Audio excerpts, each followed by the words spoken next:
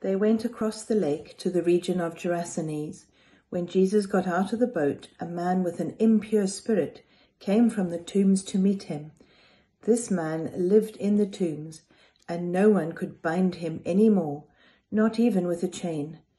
For he had often been chained hand and foot, but tore the chains apart and broke the irons on his feet. No one was strong enough to subdue him. Night and day, among the tombs and in the hills, he would cry out and cut himself with stones. When he saw Jesus from a distance, he ran and fell on his knees in front of him. He shouted at the top of his voice, "What do you want with me, Jesus, Son of the Most High God? In God's name, don't torture me." For Jesus had said to him, "Come out of this man, you impure spirit." Then Jesus asked him, "What is your name?" "My name is Legion," he replied, "for we are many." And he begged Jesus again and again not to send them out of the area. A large herd of pigs was feeding on the nearby hillside. The demons begged Jesus, "Send us among the pigs and allow us to go into them." He gave them permission, and the impure spirits came out and went into the pigs. The herd, about 2,000 in number, rushed down a steep bank into the lake and were drowned. Those tending the pigs ran off and reported this in the town and countryside, and the people went out to see what had happened. Then they came to Jesus. They saw the man who'd been possessed by a legion of demons sitting there, dressed and in his right mind, and they were afraid. Those who had seen it told the people what had happened to the demon-possessed man, and told about the pigs as well. Then the people began to plead with Jesus to leave their region. As Jesus was getting into the boat, the man who'd been demon-possessed begged to go with him.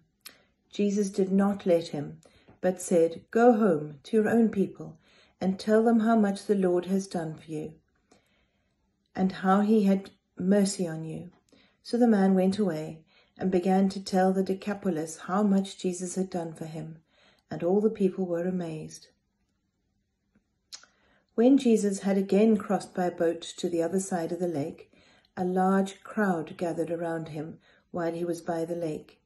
Then one of the synagogue leaders, named Jairus, came, and when he saw Jesus, he fell at his feet.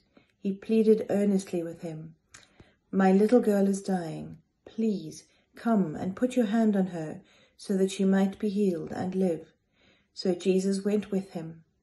A large crowd followed and pressed around him, and a woman was there who had been subject to bleeding for 12 years. She had suffered a great deal under the care of many doctors and had spent all she had.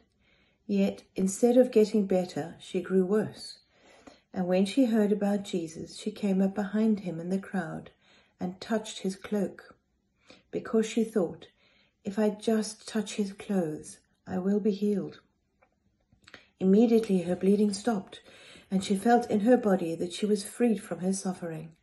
At once Jesus realized that power had gone out of him.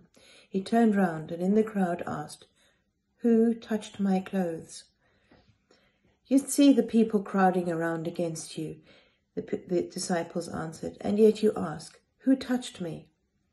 But Jesus kept looking around to see who had done it. Then the woman, knowing what had happened to her, came and fell at his feet, trembling with fear, and told him the whole truth. He said to her, "Daughter, your faith has healed you. Go in peace and be freed from your suffering." While Jesus was still speaking, some people came from the house of Jairus, the synagogue leader. "Your daughter is dead," they said. "Why bother the teacher any more?" Overhearing what they said, Jesus told them, "Don't be afraid, just believe." He did not let anyone follow him except Peter, James and John, the brother of James. When they came to the house of the synagogue leader, Jesus saw a commotion, with people crying and wailing loudly. He went in and said to them, "Why all this commotion and wailing? The child is not dead, but asleep." But they laughed at him. After he put them all out, he took the child's father and mother and the disciples who were with him and went in where the child was.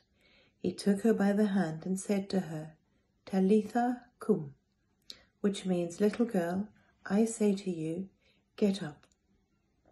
Immediately the girl stood up and began to walk around. She was 12 years old, and at this they were completely astonished. He gave strict orders not to let anyone know about this, and told them to give her something to eat.